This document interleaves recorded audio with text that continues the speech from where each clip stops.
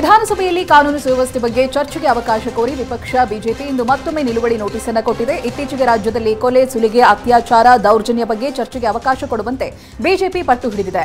ಆದರೆ ಇದಕ್ಕೆ ಗೃಹ ಸಚಿವ ಡಾಕ್ಟರ್ ಜಿ ಪರಮೇಶ್ವರ್ ಆಕ್ಷೇಪ ವ್ಯಕ್ತಪಡಿಸಿದ್ದಾರೆ. ಬೇರೆ ನಿಯಮಾವಳಿಗಳಡಿ ಚರ್ಚೆಗೆ ಕೊಡಿ ಅಂತ ಸ್ಪೀಕರ್ಗೆ ಮನವಿ ಮಾಡಿದ್ದಾರೆ. ಲೋಕಸಭೆ ಬಿಜೆಪಿ ಟಿಕೆಟ್ ನಿರೀಕ್ಷೆಯಲ್ಲಿರುವ ಮಾಜಿ ಸಚಿವ ಜೆಸಿ ಮಾಧುಸ್ವಾಮಿ ತುಮಕೂರು ಲೋಕಸಭಾ ಕ್ಷೇತ್ರದಲ್ಲಿ ಫುಲ್ ಆಕ್ಟಿವ್ ಆಗಿದ್ದಾರೆ. ರಾಜ್ಯ ಬಿಜೆಪಿ ಸ್ಥಿತಿ ಕಂಡು ಮತ್ತೆ ಬೇಸರ ವ್ಯಕ್ತಪಡಿಸಿದ ಅವರು ಕಾಂಗ್ರೆಸ್ ಆರೋಪಕ್ಕೆ ರಾಜ್ಯ ಬಿಜೆಪಿ ನಾಯಕರು ಸರಿಯಾಗಿ ತಿರುಗೇಟನ್ನ ನೀಡ್ತಾ ಇಲ್ಲ ಎಂದಿದ್ದಾರೆ. ರಾಜ್ಯಕ್ಕೆ ಅನ್ಯಾಯವಾಗಿದೆ ಅಂತ ಸಿದ್ದರಾಮಯ್ಯ ಸುಳ್ಳು ಹೇಳಿದ್ದಾರೆ. ಇದಕ್ಕೆ ಬಿಜೆಪಿಯಿಂದ ತಿರುಗೇಟು ನೀಡ್ತಾ ಇಲ್ಲ ಎಂದಿದ್ದಾರೆ. ಇಂದು ಕಾಂಗ್ರೆಸ್ ಶಾಸಕಾಂಗ ಪಕ್ಷದ ಸಭೆ ಕರೆಯಲಾಗಿದೆ. ಖಾಸಗಿ ಹೋಟೆಲ್ನಲ್ಲಿ ಸಂಜೆ 7 ಗಂಟೆಗೆ ಸಿಎಂ ಸಿದ್ದರಾಮಯ್ಯ ನೇತೃತ್ವದಲ್ಲಿ ಶಾಸಕಾಂಗ ಸಭೆ ನಡೆಯಲಿದೆ. ಸದನದಲ್ಲಿ ವಿಪಕ್ಷಗಳನ್ನ ಕಟ್ಟಿಹಾಕಲು ರಣತಂತ್ರ ರೂಪಿಸುವ ಬಗ್ಗೆ ಚರ್ಚೆ ನಡೆಯುವ ಸಾಧ್ಯತೆ ಇದೆ. ಜೊತೆಗೆ ರಾಜ್ಯಸಭೆ ಅಭ್ಯರ್ಥಿ ಹಾಗೆ 5ನೇ ಅಭ್ಯರ್ಥಿ ಕಣಕ್ಕಿಳಿದರೆ ಅಡ್ಡ ಮತದಾನ ಮಾಡದಂತೆ ತಾಕೀತು ಮಾಡುವ ಸಾಧ್ಯತೆ ಇದೆ. ತುಮಕೂರಿನ ಕಾಂಗ್ರೆಸ್ ಲೋಕಸಭೆ ಟಿಕೆಟ್ ತಿಕ್ಕಾಟಕ್ಕೆ ಬ್ರೇಕ್ ಬೀಳ್ತಾ ಇಲ್ಲ. ಮುದ್ದಹನುಮೇಗೌಡ ಪಕ್ಷ ಸೇರ್ಪಡೆಗೆ ಇನ್ನು ಡಿಕೆ ಗ್ರೀನ್ ಸಿಗ್ನಲ್ ನೀಡ್ತಿಲ್ಲ. ಇನ್ನು ಡಿಕೆ ಬ್ರದರ್ಸ್ ವಿರೋಧಕ್ಕೆ ತೊಡೆತಟ್ಟಿರುವ ಕೆಎನ್ ರಾಜಣ್ಣ ತಾವು ಹೇಳಿದವರೇ ಅಭ್ಯರ್ಥಿ ಆಗಬೇಕು ಅಂತ ಬಿಗಿಪಟ್ಟು ಹಿಡಿದಿದ್ದಾರೆ. ಅತ್ತ ಗೃಹ ಸಚಿವ ಡಾಕ್ಟರ್ ಜಿ ಪರಮೇಶ್ವರ್ ತಟಸ್ಥ ನಿಲುವಿಗೆ ಬಂದಿದ್ದಾರೆ. ಎಷ್ಟೇ ಸಭೆ ಮಾಡಿದ್ರೂ ತುಮಕೂರು ಕ್ಯಾಂಡಿಡೇಟ್ ವಿಚಾರದಲ್ಲಿ ಪ್ರತಿಷ್ಠೆಯ ಗುದ್ದಾಟ ಮುಂದುವರೆದಿದೆ. ಶಾಸಕ ಕೆ ಗೋಪಾಲಯ್ಯಗೆ ಜೀವ ಬೆದರಿಕೆ ವಿಚಾರವಾಗಿ ಮಾಜಿ ಕಾರ್ಪೊರೇಟರ್ ಪದ್ಮರಾಜ್ನನ್ನ ಪೊಲೀಸರು ವಶಕ್ಕೆ ಪಡೆದಿದ್ದಾರೆ.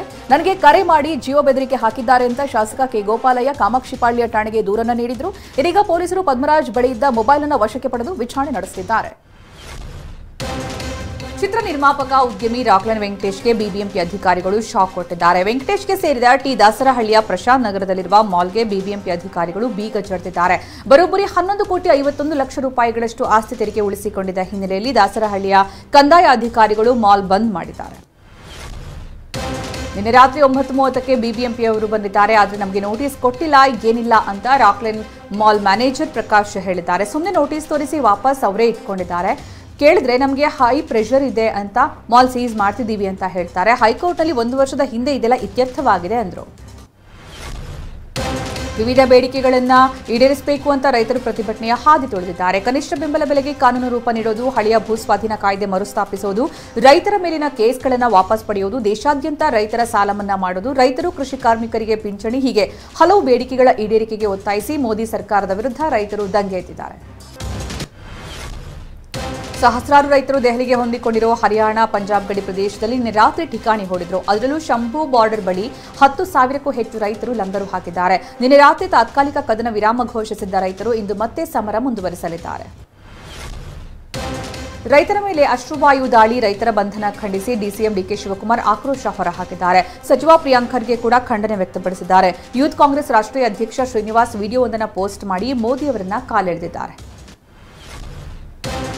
ಬಿಜೆಪಿ ವಿರುದ್ಧ ಕಾಂಗ್ರೆಸ್ ನಾಯಕ ರಾಹುಲ್ ಗಾಂಧಿ ಕಿಡಿಕಾರಿದ್ದಾರೆ. ಬಿಜೆಪಿ ಹೇಳಿದ್ದನ್ನ ಮಾಡಿಲ್ಲ, ನಾವು ಅಧಿಕಾರಕ್ಕೆ ಬಂದರೆ ಕನಿಷ್ಠ ಬೆಂಬಲ ಬೆಲೆಯ ಗ್ಯಾರಂಟಿ ನೀಡುವುದಾಗಿ ಭರವಸೆ ನೀಡಿದ್ದಾರೆ. INDIA ಸರ್ಕಾರ ಅಧಿಕಾರಕ್ಕೆ ಬಂದರೆ ಕನಿಷ್ಠ ಬೆಂಬಲ ಬೆಲೆಯ ಗ್ಯಾರಂಟಿಯನ್ನ ರೈತರಿಗೆ ಕೊಡಲಿದ್ದೇವೆ. ಸ್ವಾಮಿನಾಥನ್ ವರದಿಯಲ್ಲಿ ಬರೆದಿರುವುದನ್ನು ನಾವು ಜಾರಿಗೊಳಿಸುತ್ತೇವೆ ಎಂದಿದ್ದಾರೆ. ರೈತರು ದೆಹಲಿ ಚಲೋ ಕರೆ ನೀಡಿರುವುದರಿಂದ ಮಾರ್ಚ್ 12ರವರೆಗೂ ದೆಹಲಿಯಲ್ಲಿ ನಿಷೇಧಾಜ್ಞೆ ಜಾರಿಗೊಳಿಸಲಾಗಿದೆ. ರಾಷ್ಟ್ರ ರಾಜಧಾನಿಯಲ್ಲಿ ದೆಹಲಿ ಪೊಲೀಸರು ಭದ್ರತೆಯನ್ನು ಮತ್ತಷ್ಟು ಹೆಚ್ಚಿಸಿದ್ದಾರೆ. ಫೆಬ್ರವರಿ 16ಕ್ಕೆ ಭಾರತ್ ಬಂದ್ಗೆ ಕರೆ ನೀಡಿರುವ ರೈತರು ಇಂದು ಸಭೆ ನಡೆಸಿ ಮುಂದಿನ ಹೋರಾಟದ ಬಗ್ಗೆ ತೀರ್ಮಾನ ಮಾಡಲಿದ್ದಾರೆ. ಧಾರವಾಡ ತಾಲೂಕಿನ ತೇಗೂರು, ಹಳೆ ತೇಗೂರು, ಗುಳೇದಕೊಪ್ಪ, ಮದಿಕೊಪ್ಪ ಭಾಗದಲ್ಲಿ ಚಿರತೆ ಓಡಾಡ್ತಾ ಇದ್ದು ಜನರು ಆತಂಕಗೊಂಡಿದ್ದಾರೆ. ರೈತರ ಜಮೀನಿನಲ್ಲಿ ಚಿರತೆ ಹೆಜ್ಜೆಗಳು ಮೂಡಿದ್ದು ಬೆಳಗಾವಿ ಜಿಲ್ಲೆಯ ಅರಣ್ಯದತ್ತ ಹೋಗಿರೋ ಶಂಕೆ ವ್ಯಕ್ತವಾಗಿದೆ. ಇನ್ನು ಹೆಜ್ಜೆ ಗುರುತುಗಳನ್ನು ನೋಡಿ ಅರಣ್ಯ ಇಲಾಖೆ ಅಧಿಕಾರಿಗಳು ಚಿರತೆ ಬಂದಿದ್ದನ್ನು ಸ್ಪಷ್ಟಪಡಿಸಿದ್ದಾರೆ. ಹಾಗೆ ಡಂಗೂರ ಸಾರಿ ಜನರಲ್ಲಿ ಜಾಗೃತಿ ಮೂಡಿಸಲಾಗಿದೆ. ಕುಡಿದ ಮತ್ತಿನಲ್ಲಿ ಮನೆ ಮುಂದೆ ನಿಲ್ಲಿಸಿದ್ದ ಬೈಕ್ಗಳಿಗೆ ಕಿಡಿಗೇಡಿಯೊಬ್ಬ ಬೆಂಕಿ ಹಾಕಿದ್ದಾನೆ. ಚಿಕ್ಕಮಗಳೂರು ಜಿಲ್ಲೆಯ ಕಡೂರು ತಾಲೂಕಿನ ದೇವರ ಕಾರೇಹಳ್ಳಿ ಬೋವಿ ಕಾಲೋನಿಯಲ್ಲಿ ಘಟನೆ ನಡೆದಿದೆ. ನಾಗರಾಜ್ ಎಂಬಾತ ಕುಡಿದ ಮತ್ತಲ್ಲಿ ರಾತ್ರೋರಾತ್ರಿ ಬೈಕಿಗೆ ಬೆಂಕಿ ಹಾಕಿ ಎಸ್ಕೇಪ್ ಆಗಿದ್ದಾನೆ. ಮನೆ ಮುಂದೆ ನಿಲ್ಲಿಸಿದ್ದ ಬೈಕ್ ಸಂಪೂರ್ಣ ಭಸ್ಮವಾಗಿ ಅಪಾರ ಹಾನಿಯಾಗಿದೆ. ಭಿಕ್ಷುಕನ ಎಡವಟ್ಟಿಗೆ ಏರಿಯಾ ಜನ ಬೆಚ್ಚಿಬಿದ್ದ ಘಟನೆ ಬೆಂಗಳೂರಲ್ಲಿ ನಡೆದಿದೆ. ಫೆಬ್ರವರಿ 12ರಂದು ಮಿನರ್ವಾ ಸರ್ಕಲ್ನ ಕೊಟಕ್ ಮಹೀಂದ್ರಾ ಬ್ಯಾಂಕ್ನ ಎಟಿಎಂ ಪಕ್ಕದಲ್ಲಿ ಅನುಮಾನಾಸ್ಪದ ಬಾಕ್ಸ್ ಪತ್ತೆಯಾಗಿದ್ದು ಪೊಲೀಸರಿಗೆ ಕರೆ ಮಾಡಲಾಗಿತ್ತು. ಬಾಂಬ್ ಸ್ಕ್ವಾಡ್ ಬಂದು ನೋಡಿದಾಗ ಅಲ್ಲಿ ಏನೂ ಇರಲಿಲ್ಲ. ಇದರಿಂದ ಏರಿಯಾ ಜನ ನಿಟ್ಟುಸಿರು ಬಿಟ್ಟಿದ್ದಾರೆ. ಸಿಸಿಟಿವಿ ಪತ್ತೆ ಮಾಡಿದಾಗ ಭಿಕ್ಷುಕನೊಬ್ಬ ಆ ಬಾಕ್ಸ್ಗಳನ್ನು ತಂದಿಟ್ಟಿರುವುದು ಬಯಲಾಗಿದೆ. ನಮ್ಮ ಮೆಟ್ರೋದ ಮೊದಲ ಚಾಲಕರಹಿತ ರೈಲು ಬೆಂಗಳೂರು ತಲುಪಿದೆ. ಚೆನ್ನೈ ಬಂದರಿನಿಂದ ಚಾಲಕರಹಿತ ಮೆಟ್ರೋ ಹೆಬ್ಬಗೋಡಿ ಡಿಪೋಗೆ ಇಂದು ಮುಂಜಾನೆ 3:30ಕ್ಕೆ ತಲುಪಿದೆ. 6 ಬೋಗಿಗಳ ಮೆಟ್ರೋ ರೈಲು ಇದಾಗಿದ್ದು ಆರ್ವಿ ರಸ್ತೆ ಬೊಮ್ಮಸಂದ್ರ ಲೈನ್ನಲ್ಲಿ ಸಂಚರಿಸಲಿದೆ. ನಮ್ಮ ಮೆಟ್ರೋ ಇತಿಹಾಸದಲ್ಲಿ ಮತ್ತೊಂದು ದೊಡ್ಡ ಹೆಜ್ಜೆ ಇದಾಗಿದೆ.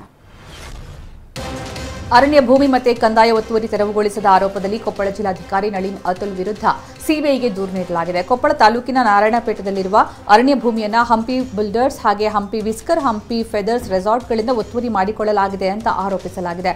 ಸಾಮಾಜಿಕ ಕಾರ್ಯಕರ್ತ ದಿನೇಶ್ ಕಲ್ಲಳ್ಳಿ ಸಿಬಿಐಗೆ ದೂರು ಸಲ್ಲಿಸಿದ್ದಾರೆ.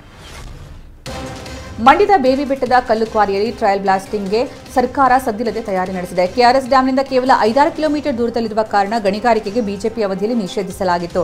ಇತ್ತೀಚೆಗಷ್ಟೇ ಡ್ಯಾಂನ 20 ಕಿಲೋಮೀಟರ್ ಸುತ್ತಮುತ್ತ ಗಣಿಗಾರಿಕೆಗೆ ಹೈಕೋರ್ಟ್ ನಿಷೇಧಿಸಿತ್ತು. ಹಾಸನ ಕ್ಯಾನ್ಸರ್ ಸೆಂಟರ್ನಲ್ಲಿ ಸೌಲಭ್ಯಗಳಿದ್ರೂ ಚಿಕಿತ್ಸೆ ಸಿಗದೆ ರೋಗಿಗಳು ನರಳಾಡ್ತಾ ಇದ್ದಾರೆ. 2 ದಶಕದ ಹಿಂದೆ ಹಾಸನದಲ್ಲಿ ಮೆಡಿಕಲ್ ಕಾಲೇಜ್ ಸ್ಥಾಪನೆಯಾದರೂ ಕ್ಯಾನ್ಸರ್ ವಿಭಾಗ ಪೂರ್ಣ ಪ್ರಮಾಣದಲ್ಲಿ ಓಪನ್ ಆಗಿಲ್ಲ. ಯಂತ್ರೋಪಕರಣಗಳು ಇದ್ರೂ ವೈದ್ಯರು ಇಲ್ಲದೆ ರೋಗಿಗಳು ಪರದಾಡುವಂತಾಗಿದೆ. ಕಾಂಗ್ರೆಸ್ ಅಧಿನಾಯಕಿ ಸೋನಿಯಾ ಗಾಂಧಿ ರಾಜ್ಯಸಭೆಗೆ ಸ್ಪರ್ಧಿಸುವುದು ಪಕ್ಕಾ ಆಗಿದ್ದು ನಾಮಪತ್ರ ಸಲ್ಲಿಸಲು ರಾಜಸ್ಥಾನದ ಜೈಪುರ್ಗೆ ಆಗಮಿಸಿದ್ದಾರೆ. ರಾಯ್ಬರೇಲಿ ಲೋಕಸಭಾ ಕ್ಷೇತ್ರವನ್ನು ಪ್ರಿಯಾಂಕಾಗೆ ಬಿಟ್ಕೊಟ್ಟ ಸೋನಿಯಾ ಗಾಂಧಿ ರಾಜ್ಯಸಭೆಯಿಂದ ಸ್ಪರ್ಧೆಗೆ ಮುಂದಾಗಿದ್ದಾರೆ. ನಾಮಪತ್ರ ಸಲ್ಲಿಸಲು ಬಂದ ಸೋನಿಯಾಗೆ ರಾಹುಲ್ ಮತ್ತು ಪ್ರಿಯಾಂಕಾ ಗಾಂಧಿ ಸಾಥ್ ನೀಡಲಿದ್ದಾರೆ. ಪಾಕಿಸ್ತಾನ ಪೀಪಲ್ಸ್ ಪಾರ್ಟಿಯ ಅಧ್ಯಕ್ಷ ಬಿಲಾವಲ್ ಭುಟ್ಟೋ ಜರ್ದಾರಿ ಅವರು ಪ್ರಧಾನಿ ರೇಸ್ನಿಂದ ಹಿಂದೆ ಸರಿದಿದ್ದಾರೆ. ಸರ್ಕಾರದಲ್ಲಿ ಭಾಗಿಯಾಗದೆ ಮಾಜಿ ಪ್ರಧಾನಿ ನವಾಜ್ ಶರೀಫ್ ಅವರು ಪಾಕಿಸ್ತಾನ ಮುಸ್ಲಿಂ ಲೀಗ್ ನವಾಜ್ಗೆ ಬೆಂಬಲ ನೀಡುವುದಾಗಿ ಘೋಷಿಸಿದ್ದಾರೆ.